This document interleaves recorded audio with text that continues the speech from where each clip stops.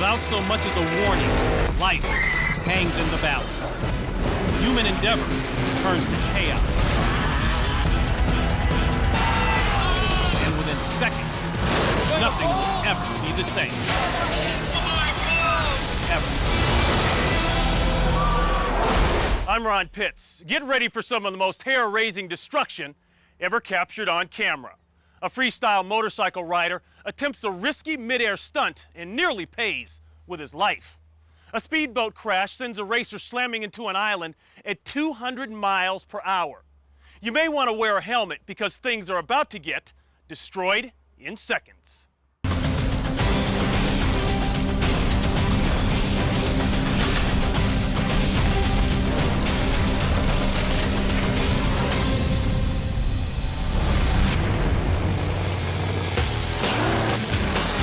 Its owners call it a nitro-gulping, ground-pounding beast. To drag aficionados, it's the Winged Express, a classic T-bucket race car whose legacy dates back to the 1960s. Although some have offered $250,000 for the dragster, many consider it priceless. Today, this one-of-a-kind race car is thrilling crowds in Bakersfield, California. Racer Mike Boyd is behind the wheel, ready to unleash the Express's 2,000 horses. Mike rips down the track at nearly 170 miles per hour.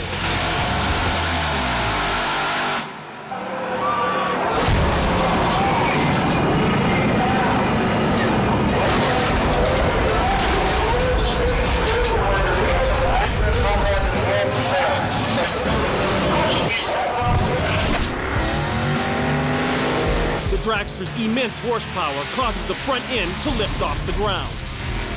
On landing, the front left tire as well as the tire rod snap off and fly across the track.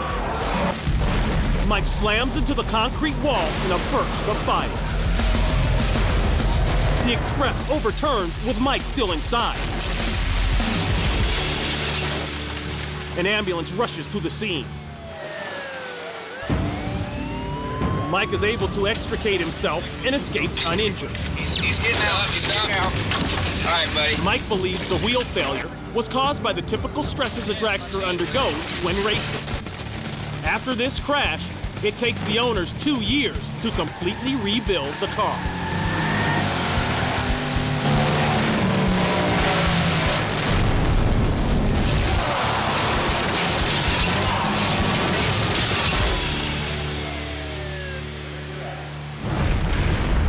The America's Cup.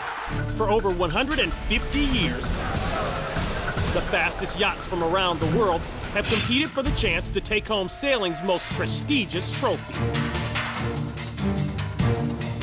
But before a crew can challenge the defending champions for the title, 7 boats from around the world must battle it out in a series of qualifying rounds.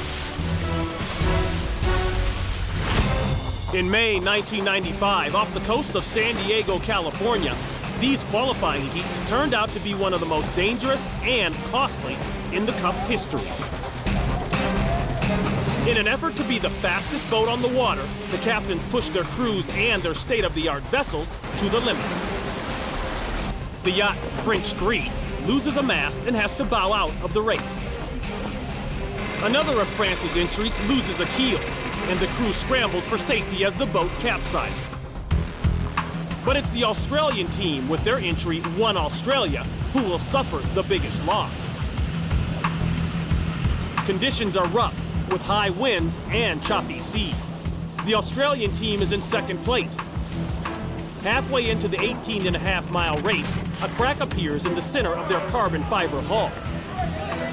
Today's racing of One Australia will be halted, and the crew moves quickly to lower the sails.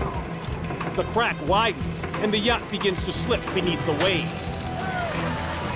Yachting crews don't wear life vests. The boat is sinking so fast, the men have no time to put them on. The entire crew quickly abandons ship as the 75-foot-long hull breaks in half. Follow boats pluck the captain and all 16 crewmen from the water as the yacht buckles in on itself. In less than 2 minutes, the $3 million vessel sinks in 500 feet of water.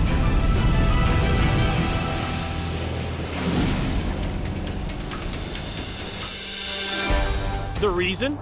The rough seas simply snapped the lightweight carbon fiber hull in half. 2 days later, they returned to the competition aboard Australia's backup boat.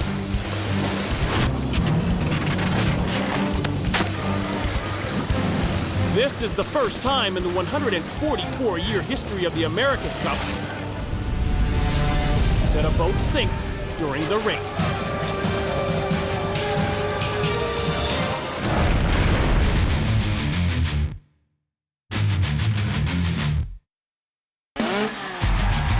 It's the Free Ride Moto X Championship Games in Colorado Springs. These extreme sport bikers try to wow the crowds and impress the judges with their high-flying tricks. Hitting the ramp next is Frenchman Manu True. Already a champion in France, he's hoping to make a name for himself in America by attempting a difficult stunt called the Superman seat grab. But Manu plans to add a higher degree of difficulty by holding on to the bars longer.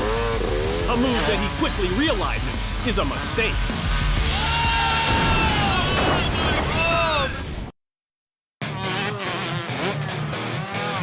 Dozens of extreme riders hit the ramps at the Free Ride Moto X Championships in Colorado Springs, Colorado.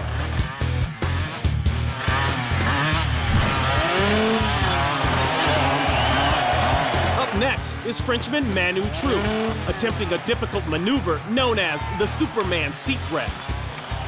A trick where he lets go of the handlebars, grabs the seat, and flies behind his bike. He nails it and continues on the technically difficult course.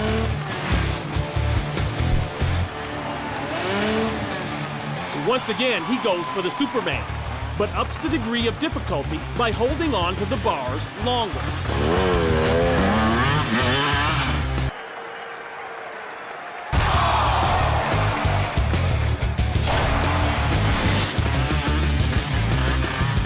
Manu hits the ramp at 30 miles per hour. As he attempts the 75-foot gap jump, he holds onto the bars just a second too long.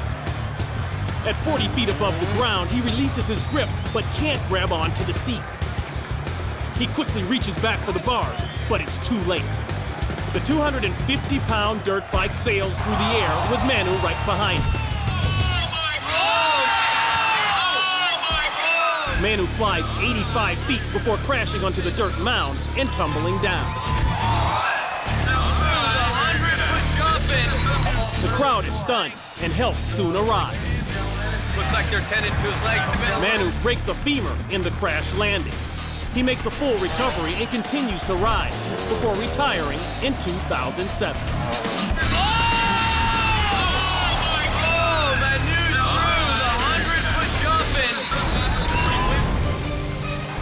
They have no brakes and only one gear. These are track bicycles, and they're specially designed to reduce aerodynamic drag. Track bikes can reach 40 miles per hour as they race around a bank track called a velodrome. 8 laps to do in the 2xU Future Stars double kilo dash. The Future Star Series showcases Australia's best young track cyclists, and they're all under 18 years old. I think the good thing about watching is that they all give it 100%. This is the final lap of the 2,000-meter event, and if any one of these cyclists wants to overtake the pack, the time is now.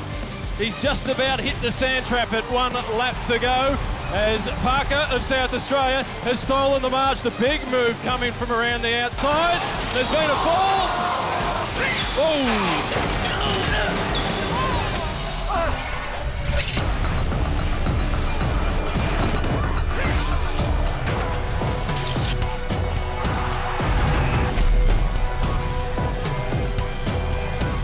As they crowd together at the bottom of the bank's track, 2 of the cyclists collide. This sets in motion a chain reaction, and there's nowhere to go but down. Making the way across the line, taking out the win. All but 4 cyclists hit the hard pine floor. One of the riders, Jamie Crass, is in particular danger. His body traveling at 30 miles per hour, he cartwheels through the air and then skids along the guardrail. Just beyond that rail is a concrete stairwell, 20 feet deep. Somehow, Crass manages to stay on the right side of the rail, and when he finally lands, it's on the track.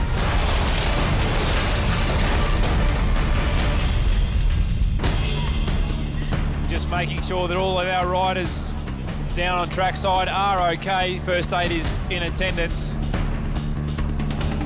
All 13 riders walk away with bruises, some with scrapes and burns. The media manager of this event says that the relative inexperience of the young cyclists may be the main cause of today's near calamity. Big move coming from around the outside. There's been a fall. Whoa!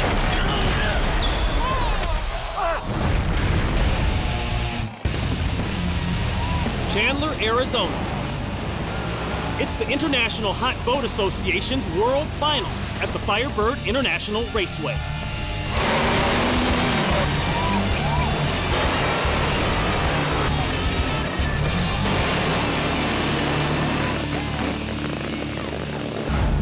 To keep racers safe inside these powerful, fast top fuel hydros, each cockpit is a self-contained safety pod.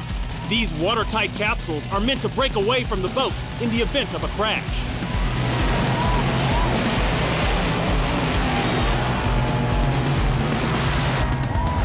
Today, 27-year-old Scott Lumbert is about to race in the hydro he's named Public Nuisance. Scott's about to find out just how much protection his safety pod can offer.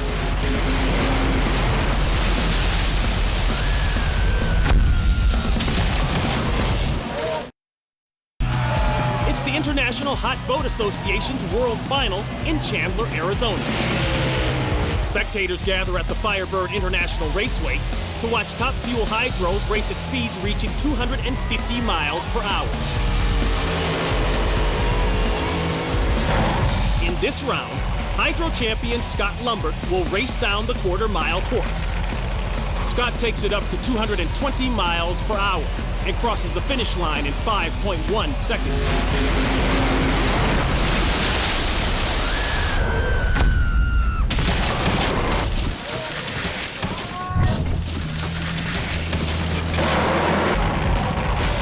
The bolts holding the blast plate underneath the boat's hull loosen, creating drag. The hydro veers left and flips on its side. The momentum launches Scott's pod 70 feet above the water. The capsule flies 300 feet before crashing at 200 miles per hour onto the narrow island in the middle of the lake. It flips and bounces more than 8 times across the island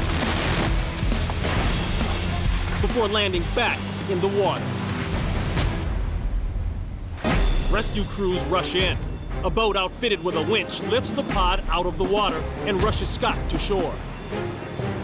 The impact of the crash breaks off the steering wheel and lodges it into Scott's right leg. Scott suffers a severe concussion, fractures his back and neck, and breaks a vertebrae. 8 months after the accident, Scott is back on the water. Due to the severity of Scott's crash, the IHBA now requires all drivers to wear full-face helmets and to secure their blast plates with stronger bolts.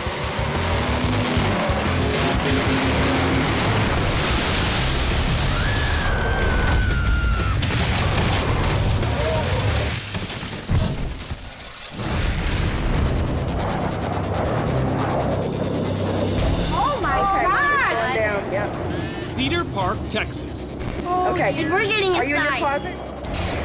Paul Wallachek and his family are directly in the path of a forming tornado. See, look at how it snakes down. Yeah. And this funnel cloud is getting closer by the second.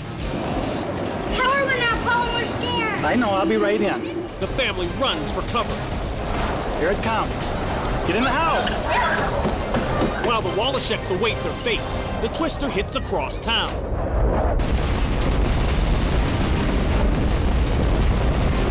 Floyd Zahn and his son are in their home when the storm strikes. My God. This is an F3 tornado, meaning its winds average between 158 and 206 miles an hour. Well, there goes all the trees. Floyd and his son learned firsthand that it's capable of tearing apart houses. Good bathroom. Is this the place right here? Dang.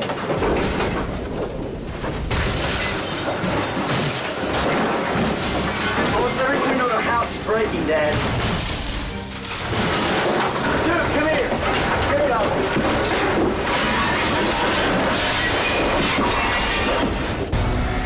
By now, the tornado is bearing down on the Wallacheks.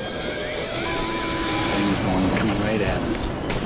Paul orders his family to take cover as he keeps rolling. Just stay in there. Debris flies everywhere. A 30-foot tree whips violently in the wind. The Wallachek's home is pummeled by the vicious windstorm.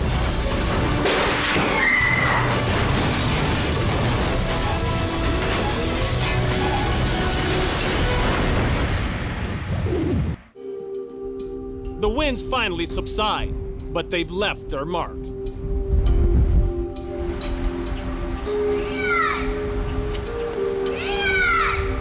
"11 homes and 3 businesses are destroyed, but Paul and his family escape without injury.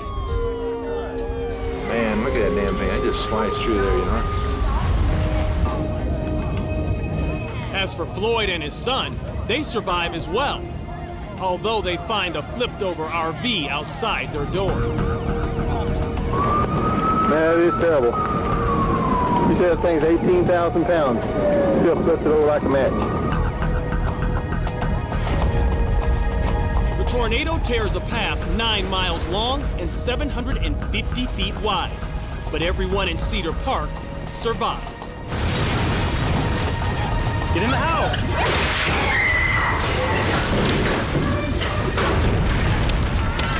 Welcome to the Tomato Nationals at Florida's Immokalee Regional Raceway near Fort Myers, where modified streetcars rip it up at speeds topping 150 miles per hour. Today, racer Kevin Conti takes to the track in his Camaro dragster for what will be the first race of his professional career. It took Kevin several years and $55,000 to build his car from scratch. But it will take less than 10 seconds for it to be destroyed.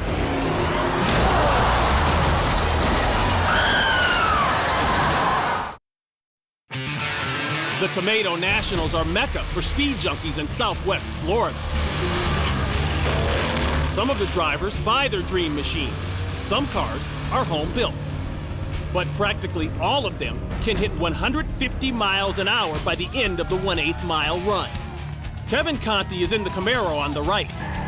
He spent years building his car from scratch.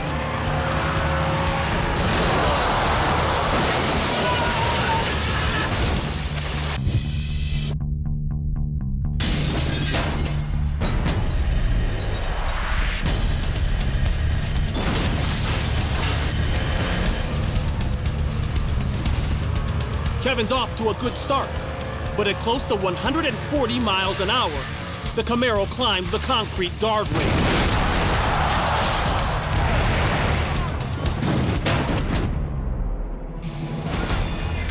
What used to be a $55,000 dragster is reduced to a pile of twisted metal. It takes safety workers and medics several minutes to extract Kevin from the wreckage. He suffers a broken arm, a fractured leg, several broken ribs, and a broken T2 vertebrae. He's looking at months of recovery. Kevin hasn't been able to figure out what went wrong to cause this crash. One thing he does know is that he will race again.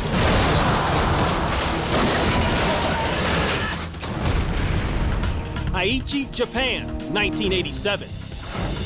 Nearly 200 people are injured when a passenger train collides with a semi-truck. One of the country's worst train disasters occurs when the truck stalls on the tracks. The collision crushed the train's front section and drove the truck off a bridge. But the day's drama is far from over.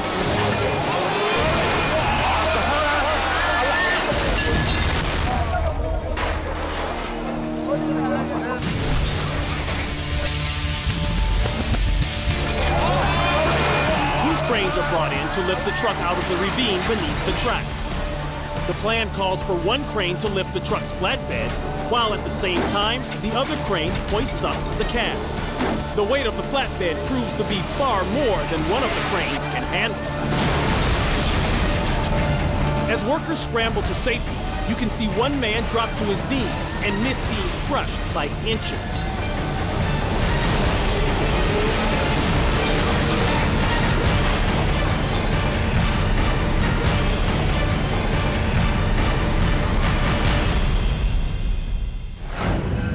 Later that night, both the train and the truck are safely removed from the scene.